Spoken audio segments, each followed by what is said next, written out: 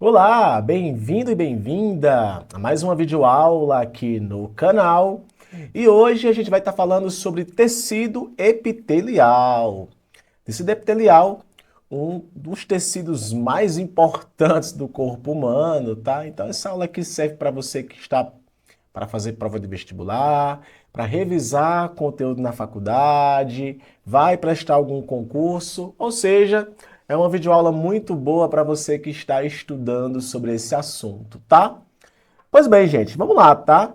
Tecido epitelial possui algumas características e eu coloquei aqui no slide algumas características do epitelial que podem sim acabar te ajudando, tá?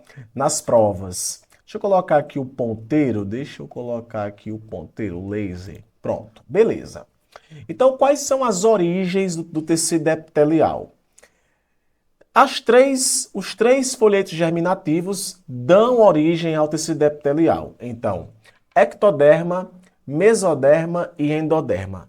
Se você não sabe do que eu estou falando, é porque ectoderma, mesoderma e endoderma são células, tá? São conjuntos de células indiferenciadas que dão origem a coisas no seu corpo, dão origem a células. A gente vê ectoderma, mesoderma e endoderma quando a gente está estudando embriologia. E durante o desenvolvimento embrionário, o epitelial ele é surgido por a ectoderma, a mesoderma e a endoderma. Geralmente, o professor em prova ou em concursos acaba caindo isso, sabe? Perguntando aí qual é a origem do tecido em específico, do epitelial, do conjuntivo, do musculado nervoso. Eu vou colocar aqui do epitelial, porque afinal é o tema da aula, mas os tecidos também têm suas origens, tá? Características: justaposição e avascular. Quando a gente fala que o tecido epitelial ele é justaposto, a gente quer dizer que as células elas ficam uma próxima à outra, tá? Muito juntinhas.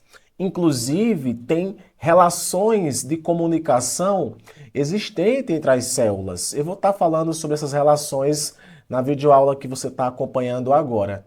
Então, a justaposição é essa capacidade, essa característica, ou melhor, do tecido aonde existe pouca substância extracelular, pouco MEC, que nós chamamos material extracelular. Então, aqui eu tenho uma célula, aqui eu tenho outra célula e a substância que existe entre elas é muito pouca. Além disso, o tecido epitelial ele é avascular. O que isso implica? Que ele é um tecido que não possui vasos sanguíneos, é um tecido que é nutrido, tá? E sustentado pelo tecido conjuntivo. Patrick, existe outro tecido avascular no meu corpo? Existe. O tecido cartilaginoso também é avascular. O epitelial é avascular, é nutrido e sustentado pelo tecido conjuntivo, tá? Então, eu coloquei aqui. Basicamente, o tecido epitelial é apoiado sobre o tecido conjuntivo. O núcleo, o formato do núcleo vai variar muito de célula para célula, ou melhor, o próprio formato da célula vai variar, que inclusive é uma das características do epitelial que cai, por exemplo, aí nas classificações, tá? Aí com relação ao núcleo, pode ser esférico ou até alongado. Essa imagem aqui que eu coloquei para vocês são dois cortes histológicos mostrando alguns tecidos, ó. Tecido epitelial de revestimento pseudoestratificado. Eu vou estar explicando o que isso indica, mas eu já vou adiantar aqui com a fala e o próximo slide eu coloquei para vocês a informação. Pseudo, falso. Estratificado seria mais de uma camada. Então, esse tecido aqui aparenta ter mais de uma camada, mas só possui uma. Se ele fosse só estratificado, então eu diria que ele tem mais de uma camada. Então, como ele é pseudo-estratificado, então é um tipo de tecido que aparentemente parece ter mais de uma camada, mas só possui uma. Ele é uma célula cilíndrica, isso também tem relação com o formato da célula, ciliada porque tem cílios, tá? Com células caliciformes. Esse epitélio aqui de revestimento, gente, é o epitélio traqueal. Essas células caliciformes ficam na sua traqueia. Inclusive, essas células aqui, elas secretam substâncias que retêm muita coisa que entra na tua traqueia. Já veja aqui, ó, epitélio de revestimento cilíndrico, também pseudoestratificado, ciliado, mas cílios eram difíceis de encontrar. Então aqui, ó, é o mesmo tecido, só que os cíliozinhos estão por aqui. E para eu colocar isso aqui, para você poder perceber, foi só para tu poder visualizar que as características dos tecidos, elas sempre são ligadas a como as células estão organizadas. Isso não é só para o tecido epitelial, tá? Isso também varia para outros tecidos. Até porque essa imagem que você está vendo aqui não é só epitelial. Sempre abaixo do epitelial existe tecido conjuntivo. Então tem tecido conjuntivo aqui frouxo, tá? Após esse tecido epitelial. Mas tecido conjuntivo eu vou falar em outra aula.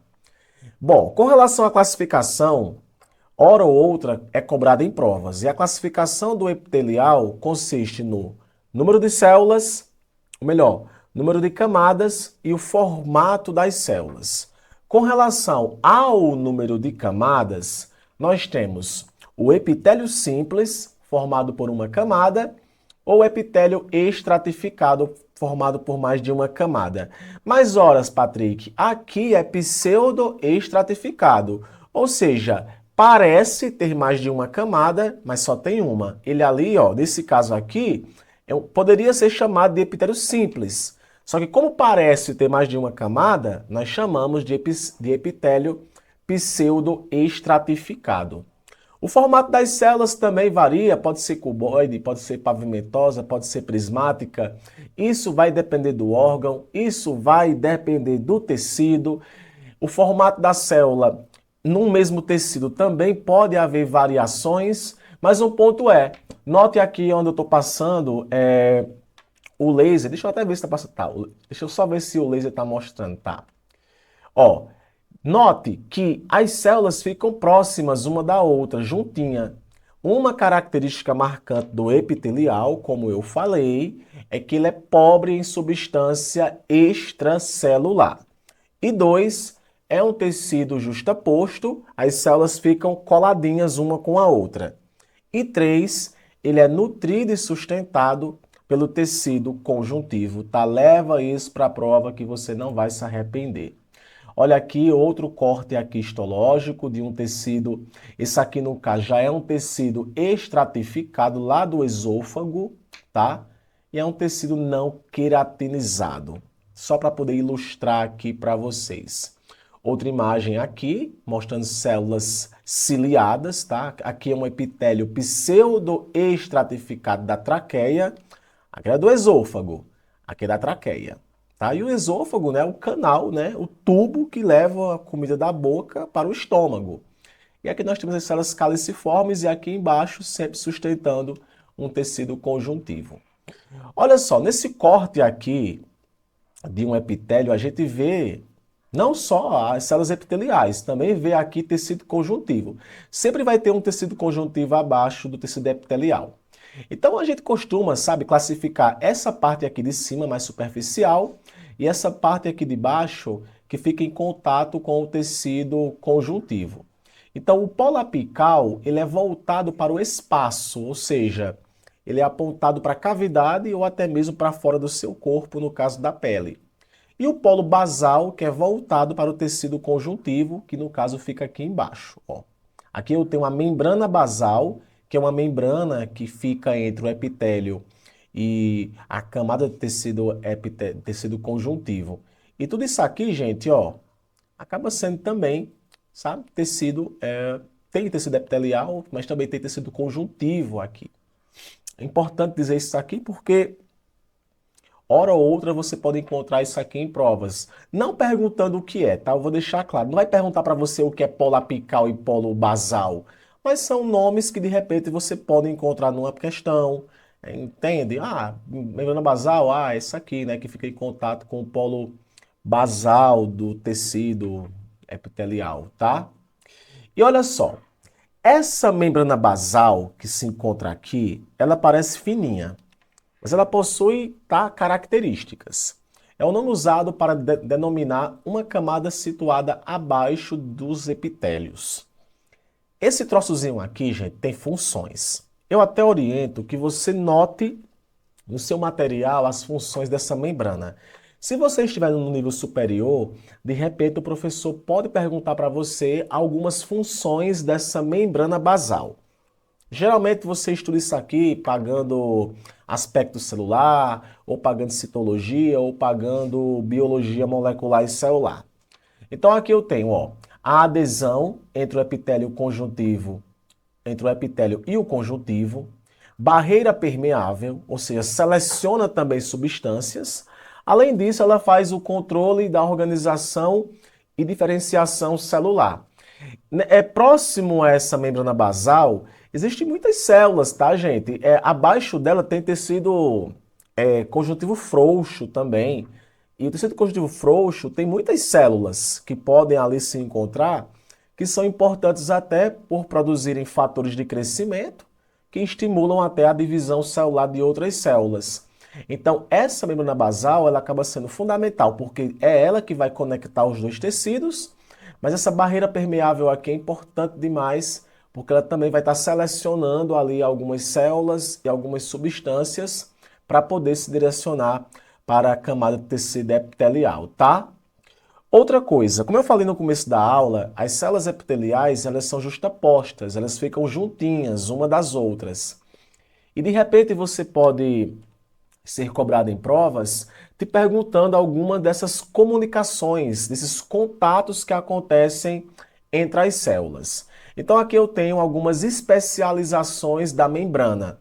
As junções intercelulares, a junção impermeável e zonas de oclusão e as junções de comunicação. Olha só, nas junções intercelulares eu tenho as junções de adesão, ou seja, que vão ser importantes para aderir uma célula à outra, as junções impermeáveis, que são placas fundamentais para o contato entre as duas células, e as junções de comunicação.